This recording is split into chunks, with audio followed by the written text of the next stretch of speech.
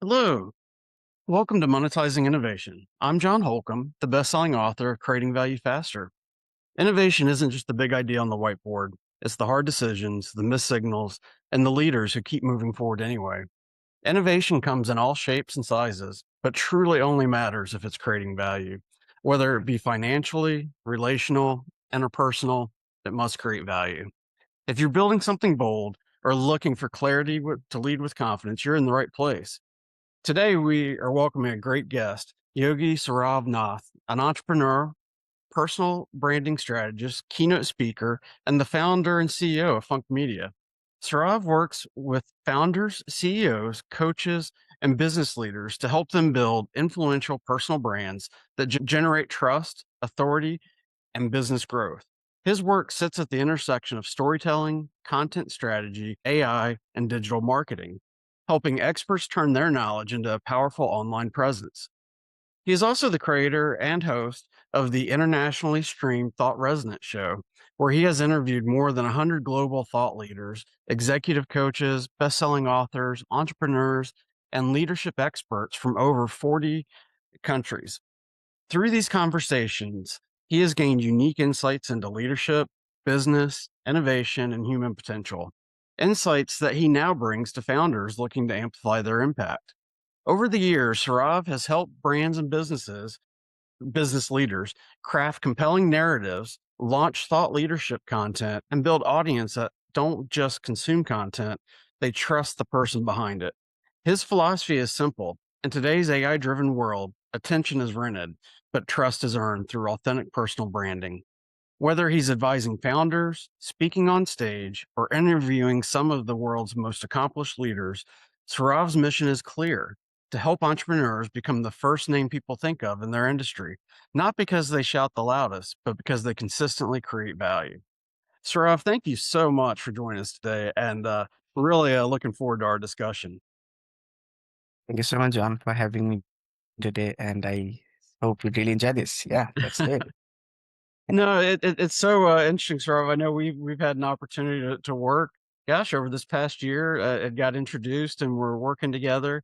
One of the things I continue to be impressed is your background about really helping others, right? Create that Yeah. value, that trusted brand, their entrepreneurship, and was wondering if you could share some of that journey. Yeah, definitely. So, where my journey began when I walked into college as a freshman, like I was more curious about how the internet culture work, and that's the reason why I did my bachelor's in computer science and engineering. And so when I was doing my bachelor's science in computer and engineering, it was all behind the back end, how the algorithm works, it was more of the machine side of how the machine thinks. But then something I got interested in is how the human thinks, how the human reacts to what we are creating, like the software which we are creating, the app which we are creating. The user experience side is something which got my attention. And then a shift happened when I got a chance to work with a production company that was a podcast production company. And I walked in just to get an internship. I was freshman out in college. I was having plenty of time, and instead of going out and partying with my friends, I thought, let's give my curious brain something to feed on. And that's when I went into this company, and I was fascinated by how the conversations were happening. Like, if we write a sentence as XYZ, this is how the people are gonna react. If we write the same sentence in a different order, this is how people are gonna react. And that stuff is something which fascinated me a lot. I loved that job. I enjoyed, and there I learned lots of hard skills: video editing, graphic designing, storytelling, content production, the human psychology, the psychology behind marketing. How do people react? How do people brain works? How do people consume content? From there, the journey started, and fast forward today, I am all into helping coaches, entrepreneurs build and scale their personal brand, build their thought leadership online. No, I think it's fantastic, and I love, that we've talked about this a couple times, but I think when you talk about, you know, renting space, versus, consuming content, it's just, yeah, I really like the way you word that and phrase that, and I think that gets into your comment about human behavior. Yes.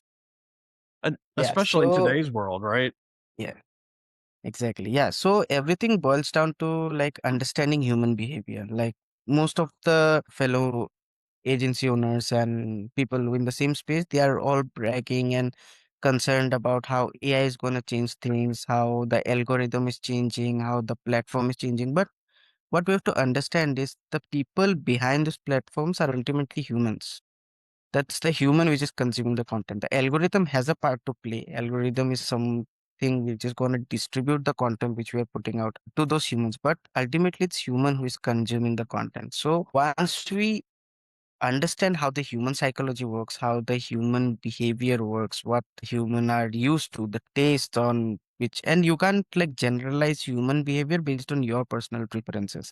That's a very big challenge again. Suppose I like, if we talk about music, I like techno music, and then I can't generalize that, okay, if this is how the entire human behavior is going to work moving forward. So that's where the research part comes in. That's where the data, the stats, that's where the numbers get interesting. Understanding those numbers and connecting those numbers to human behaviors is where you win in this, in the lot of noise in this digital era. It's funny. I've been having a lot of discussions with different folks, and I think what you say there really resonates. Because AI is a tool, right, that we can utilize, but it still comes Yeah. down to us as humans, and how we behave, how we want to actually utilize the tool versus the tool driving us. Exactly. Yes. And that's a very like common topic in my podcast whenever I'm hosting a guest and people are, when I ask about AI questions, most of the time people want to ignore that thing completely. Like I just don't wanna mess up with AI. And that's pretty much obvious. At a point, I was also at that point where I was like, let's just leave this industry completely and let me just go and get a plumbing job. That's what hit my mind because every day there is a new development. Every day in AI there is a new development. Today there's a new model. Tomorrow there's a new model. And imagine we didn't imagine this to happen when AI was just getting started. When Sam Altman came with Chat GPT, we were like, oh, he's the pioneer. He's gonna rule. He's gonna control. And then so many players emerged, and that's when things get interesting. Everything is changing so fast. And what I believe is not looking AI as a crash course or a entire concept which you we have to mug up or understand, and using AI according to our use cases. So I stopped caring about what's the new model developing. I used to care maybe 6 months earlier, but now I don't care. Let it develop. Let the AI model develop. Let the things get faster. Let the things get better. Let the models change. Let the prompting engineering change. I will put my hands dirty only when I have a use case. So, for example, in my process, there's while onboarding a new employee in my team, I saw that there is a lots of manual task of training that employee. Okay, let me see how can AI help me in that. So I got my use case first, and then went to find out the AI rather than studying all the AI first and then finding the use case. Where the hell do I implement what I have studied? We and I can't agree more, right? Because it really starts with what's the problem we're trying to solve, and I think so many Yes, times people talk about AI, and if you're a hammer, everything looks like a nail, right? And so it's not suitable for all tasks if you're not asking the right question. exactly. Yes, and particularly with innovation, like innovation has become so easier today with AI. Like at every step you can innovate. At every step there is the possibility of innovating to something better. And that's the most beautiful thing about AI which I embrace. And yeah, there are still some drawbacks of AI or maybe some scary sides of AI which we are yet to uncover. But till that time, I believe to embrace AI, use according to its use case, and keep innovation as it's your motto and it's a motto of every entrepreneur to keep innovation at our top priority and do whatever it takes to innovate constantly. I think that's, like, so spot on, and when, we think about just the use of AI, a lot of it is what differentiates, right, the entrepreneurs and the early starters is it goes back to the mental agility, right, the ability to learn quickly and pivot, right, based on what we learn, and I see AI is no different, right? It's a tool that we can really do to use to Yeah, speed up that innovation cycle, but it doesn't replace that like you said, the use case, the problem just be solved. How do we work through that? And, really just have that desire to learn. And I think that's probably one of the key skills moving forward. Exactly. And another problem with AI, which I'm seeing right now, is that founders are people implementing AI and they are not getting good results, and they are like, AI is not for me or AI is not useful. What the problem, John, is with AI, what happens ultimately, it's us who is feeding the input, right? For example, let me give you a classic example. There's a founder, for example, me, I am the founder and I have to automate the process of onboarding a new video editor in my company. I was able to do that with AI. So how did I did that? I had a Word doc of nearly 30 pages, which had each and every clause in detail on how we work in our organization. So when a new journey comes, ideally before AI, when a new journey comes, there's a senior editor and he is walking him through the entire document. So this is where you find the files. This is the softwares which you use. This is how we cut. These are the standard musics which we use.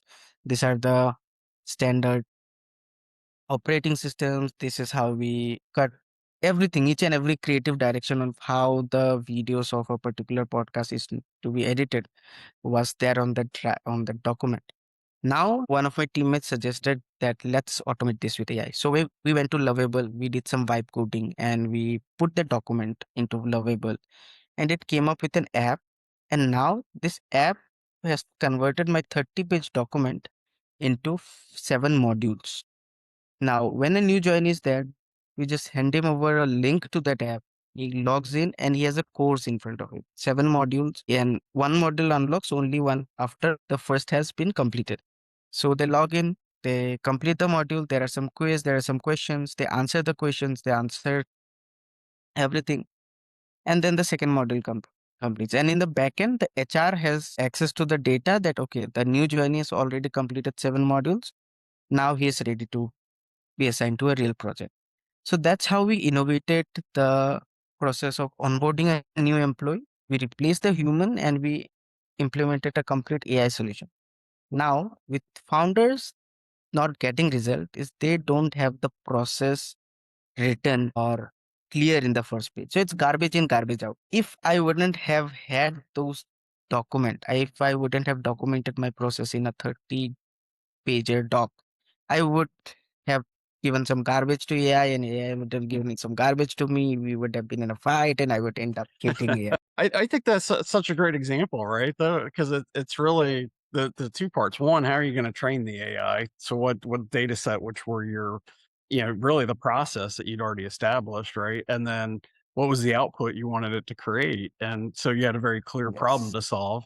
And and I think that's part of the thinking we have to help that, founders think through, right? Is in order to get the most out of AI, we really have to think about, yeah, what are we putting in, right? And then how do we help exactly. them, really train like what are the specific questions, not just an open-ended question. Yeah. It is funny too because, I think, sometimes you hear, some of like even like the hallucinations in the data, and Mm, it's funny though because I think a lot of those hallucinations come from exactly that problem, right? What are you bad training it off data. of? Yeah, and Bad then data. what are you asking for? Exactly. Yeah, another thing that was really funny that, I had not really thought about it this way, but I was talking to somebody in the medical space, and it was really interesting because 'cause they're like, AI, and they were talking about, like imaging. So if you're doing like X-rays or MRIs or any of those types of imaging, it was funny because she basically said, it's like, well, you don't want everybody and, every doctor, every hospital to input on some of this because you're gonna get the average. She's like, "You wanna train it with the best data from, the experts that are, kind of the best in class in the field." And, and it does go back to how we utilize, right, the AI as well. It goes back to the questions and how do we utilize. Exactly. Yes. Everything boils down to finding the best use case for us and then feeding in the best data, the good data. Absolutely. It's interesting too because you were talking about too onboarding folks and things like that. How do you find that impacts some of your leadership style, especially now when you're working with folks? Does that allow you to focus more on the relationship side versus, some of like, okay, here's the hard coding because, I now have helped systematize it for them.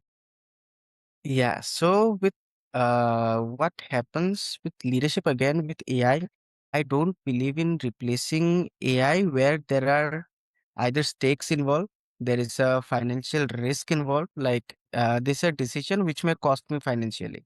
And second, a place where there is requirement of emotions.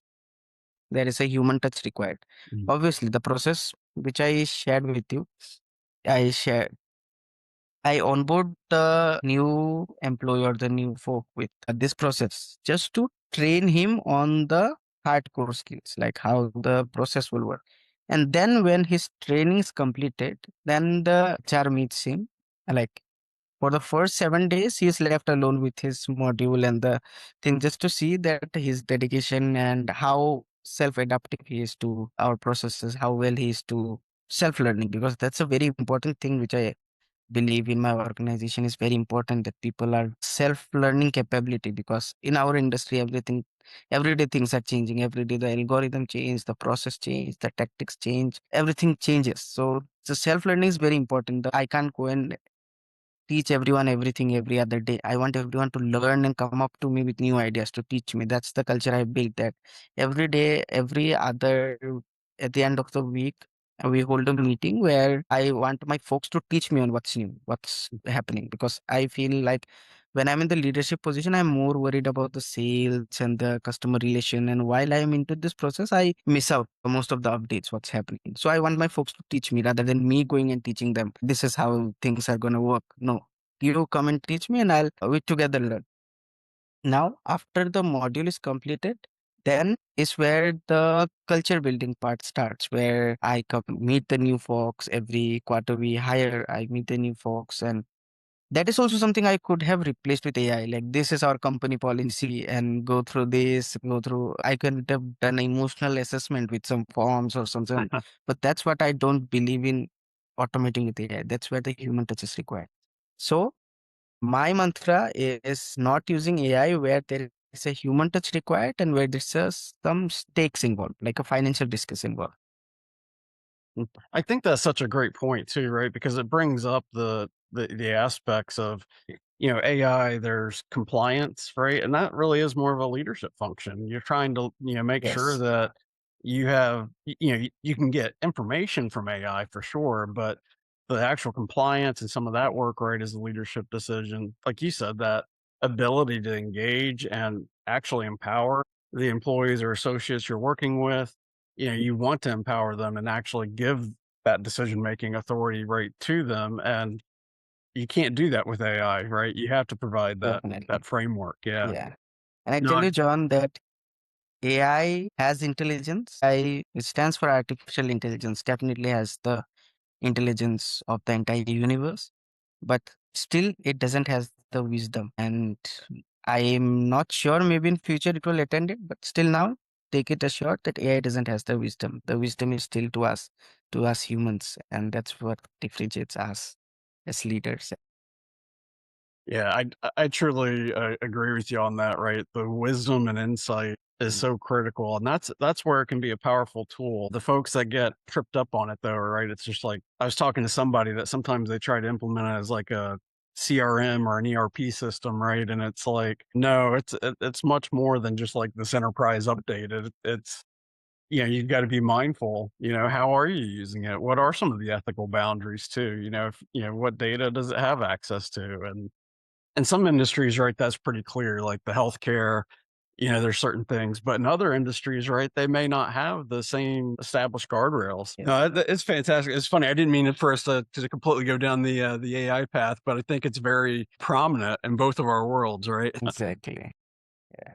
Well, when you think about your journey too, because that is, it has been pretty exciting. Some of the work that you've been doing, some of the growth, and also I'd say some of the folks that you've gotten to meet through your podcast. Are there any folks that really stand out to you that you were like, wow, that was just really an inspiring conversation? And, how did that change your behaviors on a day to day basis? So from the day I started doing this podcast, like the people whom I met, I never imagined I would have met them if I wouldn't have into the space of podcasting. Right. So that's a very fortunate thing which happened to me. I decided to start the podcast. And like there are lots of people whom I met, including people who are pretty much famous in terms of numbers. I don't want to name anyone. Like every guest teaches me a piece of life lesson. Mhm. Including our podcast together, it has left me with a lot of impact. Every guest leaves me with me a lot of impact. But what I generally observed is the more high stake people I talk to, the more humble they are. Right? So I had been in conversation with a guest who was the who's called the Silicon Valley legend.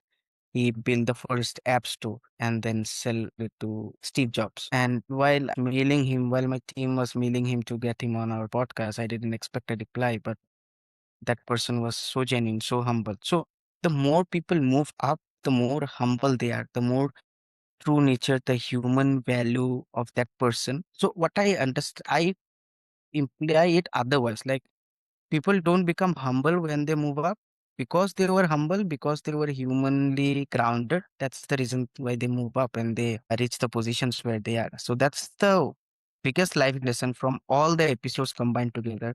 Like each and every great person I met, each and every great guest I interviewed, their willingness to give to the society, their willingness to help, their willingness to support each other without any personal benefit is something which really inspires me, which really inspired me to live live in this world and continue contributing to this world because that's how I believe will the good things we did do will come back to us.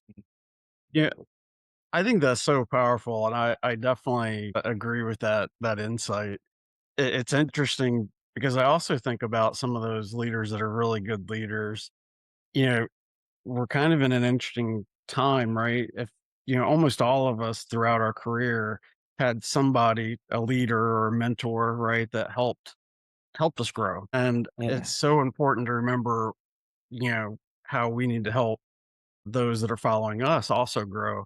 And it did bring up an interesting thing, especially with some of the time around COVID, right? Where I think one of the challenges that we sometimes saw during that is it it kinda took away some of those social interactions that many of us actually just take for granted in terms of a business environment and conflict resolution even. And you think about, to your point, that humbleness of the leader to be able to share their experience, to actually share that it's okay to have a difference of opinion, attack the idea, not the person. And yeah, seeing that modeling behavior for me has always been inspiring as well. And I think it's right along with the theme that you've mentioned.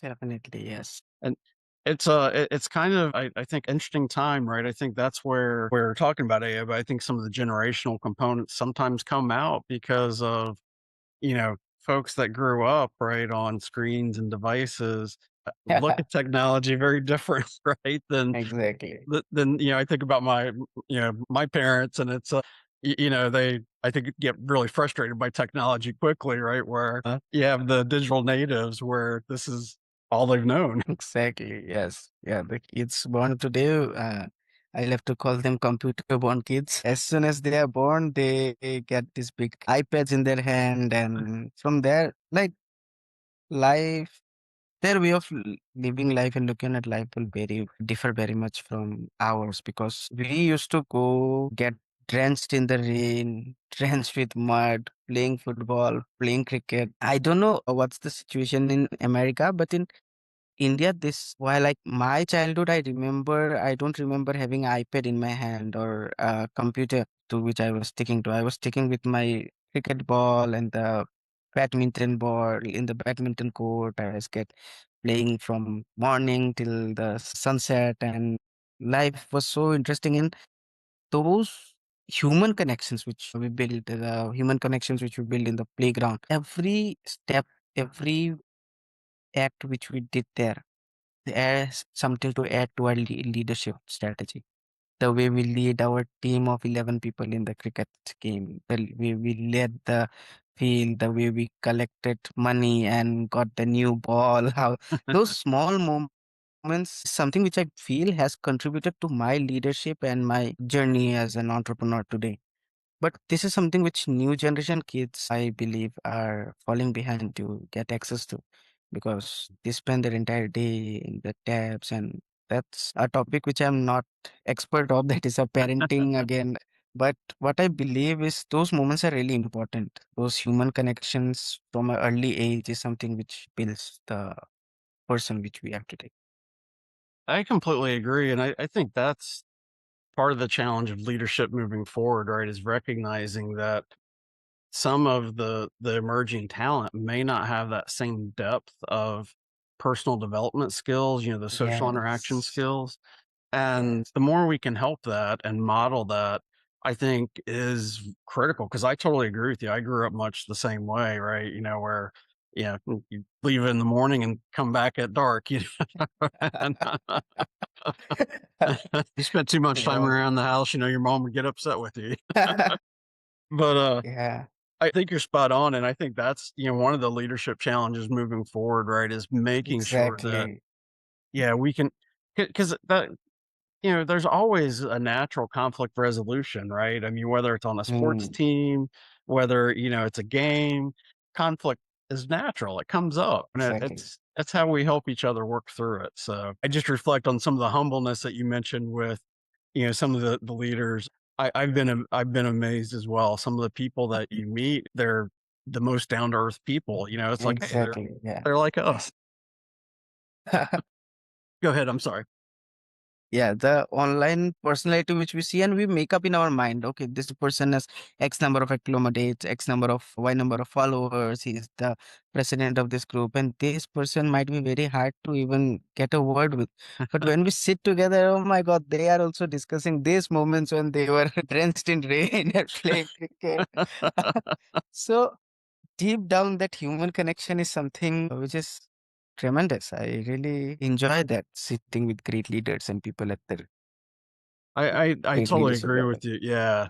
And I think being an entrepreneur, right, and seeing like, hey, how can we help our fellow community, right, with Yeah. that is so important. And I think some people get hung up on like innovation has to be this great technical idea, right? Whether it's a product or a service, but it has to be some great technical idea. And it's like, no, really innovation, at least to me, the heart of innovation really does come back to like, yeah, that creating value, but the value is often through the human interaction and relationships that we have, right? It's the power of Yeah. we that actually gets things done.